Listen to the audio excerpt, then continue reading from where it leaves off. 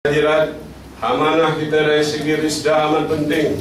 Kerana inilah antara landasan yang penting telah membuktikan dalam sejarah kita dengan rahmat Allah Subhanahu Wa Taala, orang Melayu jadi lebih bermaruah, orang Melayu jadi lebih sejahtera, orang Melayu lebih lagi disegani dan dihormati. Kita juga sebagian daripada pemilik kekayaan negara. Dan kerana itu amanah ini mesti dijaga dengan baik.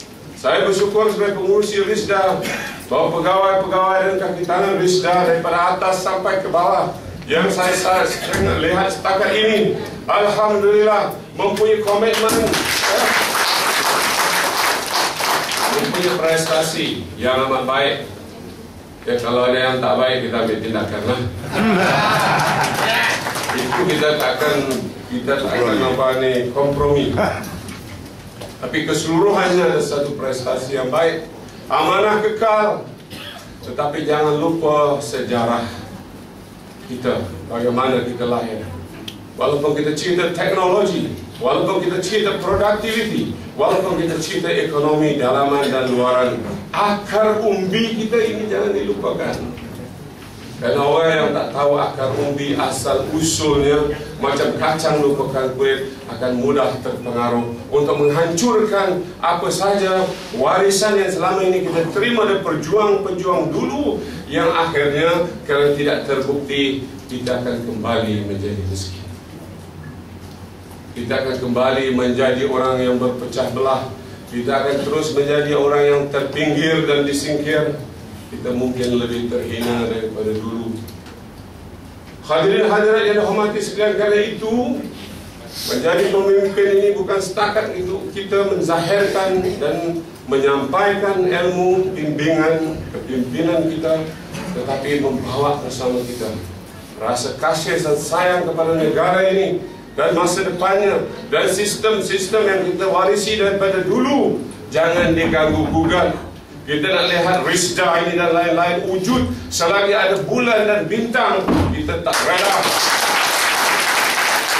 Kita tak rela perkara ini akan diperkotak-katik oleh siapa-siapa saja di bumi yang bertuah ini. Tuan-tuanlah bentengnya.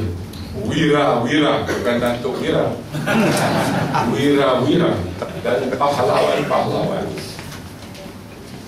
Berapa nak harap kepada pemerintah kalau tidak rakyat itu sendiri menjadi benteng pertahanan yang lebih kuat dari yang lain.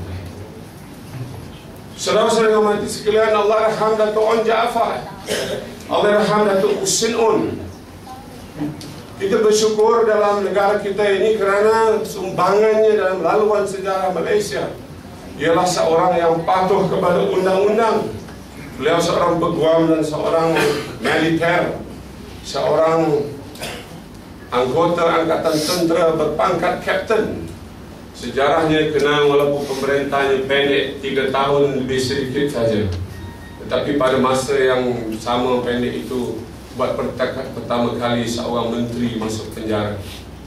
Allahyarham Datuk Tun Husin On, orang dikenal pemimpin yang dikenal kerana pegangan yang kuat terhadap kedaulatan undang-undang.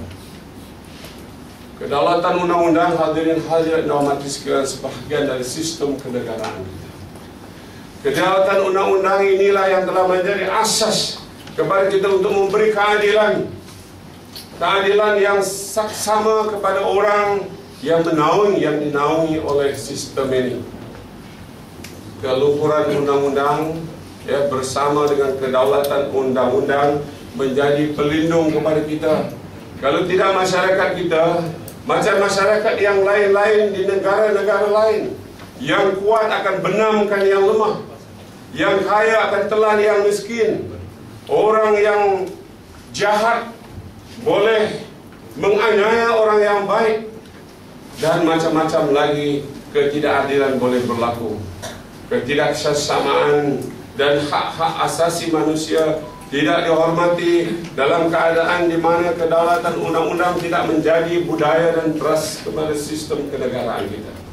Alhamdulillah, Allahyarham Datuk Tun Husin On telah membawakan ini sebagai satu daripada ciri sistem kenegaraan kita yang penting. Hari ini siapa saja, kita tak kira, daripada Perdana Menteri sampai yang ke bawah-bawah akar umbi, kalau dia bersalah mesti dihukum setimpal dengan kesalahan yang dia lakukan. Tapi timbalan Perdana Menteri, Ketua Menteri, pengurusi Risda, pegawai-pegawai sampai ke bawah, ada bukti, ada saksi, jika dibicarakan sabit kesalahannya mesti menerima hukuman. Tetapi dalam keadaan kita mengamalkan budaya kedaulatan undang-undang, jangan membawa budaya lain yang bertentangan dengan itu, budaya fitnah. Kita terlalu terkeliru dan amat berselera untuk dengar tomahan-tomahan dan tuduhan-tuduhan yang tidak berasas. Dalam negara yang mengamalkan kedaulatan undang-undang seperti Malaysia, kita di dalam sistem kehakiman dan perundangan kita mesti cukup saksi dan cukup bukti. Tanpa saksi dan bukti, seperti mana juga dikehendaki dalam syariah, hukum pembuktian dalam agama Islam, dalam pembicaraan kes-kes syariah adalah lebih ketat. Ya, tetapi kita jika tidak ada cukup saksi dan bukti, ianya belum dipanggil sebagai benda yang benar. Ia satu fitnah dan tomahan. Di negara kita ini cukup banyak tomahan yang berlaku. Kita bersyukur, kita amat duka cita kerana orang yang buat tomahan boleh membuat tomahan berbagai-bagai dan berulang-ulang dalam satu negara jiran yang ada di sana. Kita tengok keadaan sistem perundangan dan kehakimannya. Sesiapa yang membuat tuduhan, dia mesti pergi ke mahkamah membuktikan tuduhan dia benar. Kalau tidak, dia akan ditarik ke dalam penjara. Kita tidak mengamalkan sistem seperti ini, tetapi nampaknya budaya ini meluah lempah dalam ucapan, dalam ceramah, dalam kita berhujah di kedai, di warung dan di gerai-gerai, di dalam blog-blog, di dalam internet, di dalam sebagainya. Kebanyakannya adalah perkara-perkara yang bohong, atau setengah bohong, atau yang setengah masak, ataupun yang ditambah kanan kiri atas bawah untuk mencantikkan supaya orang yang difitnah ini akan menerima hukuman yang teruk. Dalam Islam ajaran kita, maksud firman Allah, sesungguhnya fitnah itu lebih dahsyat daripada membunuh, harus menjadi pegangan kepada kita. Kerana itu apa yang diperkenalkan oleh yang Allahyarham Tun Hussein On mesti menjadi pegangan kepada kita. Kadang-kadang kita tidak pernah terikat kepada nilai-nilai Islam yang seperti ini, disiplin yang seperti ini, integriti yang seperti ini, kewibawaan yang seperti ini. Kita tambah lagi apa yang disampaikan secara fitnah itu, ya, maka kita panjangkan sehingga ianya seolah-olah menjadi benar.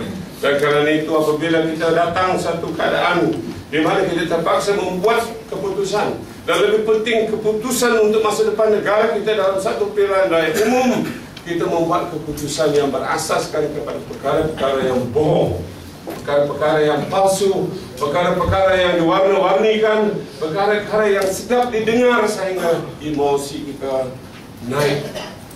Masya Allah, saudara-saudara mesti sebagai pemimpin, khususnya PMR, menjadi orang yang objektif, rasional, dan tidak boleh menerima selain dari apa yang terbukti. Saya sendiri pun bekas menteri, bekas timbalan menteri, bekas ketua pemuda UMNO. Saya tak rela pemimpin saya rasuah dan berseling. Jika saudara-saudara ada bukti mana-mana pemimpin yang telah melakukan rasuah, ada cukup bukti. Kalau tak lepas tuan-tuan buat untuk bawa ke atas, tunjuk kepada saya. Insya Allah saya akan ke depan untuk membela keadilan ini. Buat apa kita pemimpin yang rasuah dan menyeleweng untuk memimpin masa depan negara ini, sebuah negara Islam?